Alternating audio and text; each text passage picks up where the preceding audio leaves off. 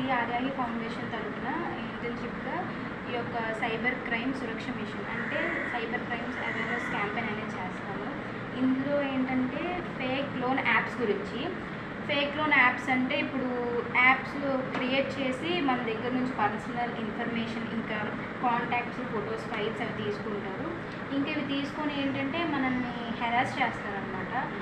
Payment చేయండి, దీనికి loan ఇచ్చారు కదా మీరు కట్టండి అనమాట.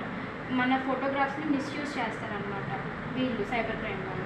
దీనికి సేఫ్టీ ఏంటంటే ఇప్పుడు మనం యాప్స్ డౌన్లోడ్ చేసుకుంటాం కదా, అది ట్రస్టెడ్ సోర్సెస్ నుంచి యాప్స్ అనేది డౌన్లోడ్ చేసుకోవాలి.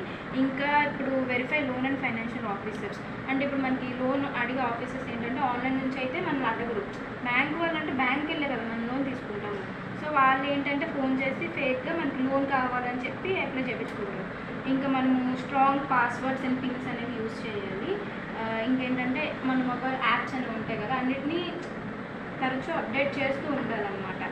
సో మనం ఇప్పుడు ఏదైనా యాప్ ఇన్స్టాల్ చేయాలంటే దాని కింద స్టార్స్ రివ్యూస్ ఇస్తారు కదా, వాటిని చదివి మనం ఇప్పుడు యాప్ ఇన్స్టాల్ చేయాలి.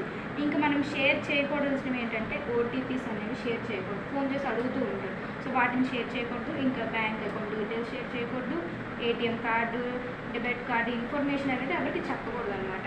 పాస్వర్డ్ పిన్స్ కూడా ఎవరికి చెప్పకూడదు.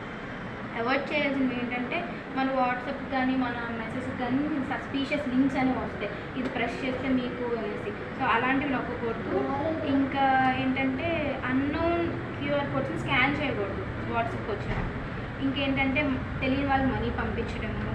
ఇంకా యాప్ పర్మిషన్స్ అనేవి ఇస్తాం. మనం యాప్ డౌన్లోడ్ చేసుకుని కొన్ని పర్మిషన్స్ అడుగుతాం, మనం మ్యాటర్ చదవకుండా అవసరం అని చెప్పి ఎలా నొక్కేస్తాం. సో అలాంటివి ఆపేయాలి.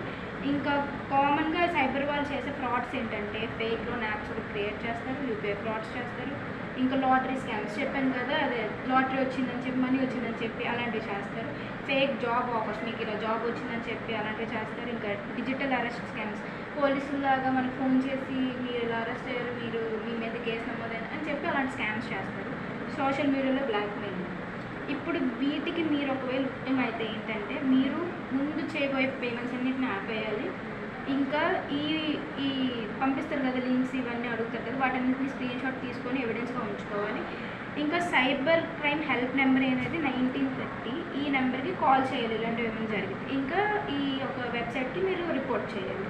సో ఈ శ్రీ ఆర్యాయి ఫౌండేషన్ తరఫున మేము ఈ యొక్క సైబర్ సురక్ష మిషన్ అనేది 2026 కండక్ట్ చేస్తున్నాం, ఈ అవేర్నెస్ క్యాంపెయిన్.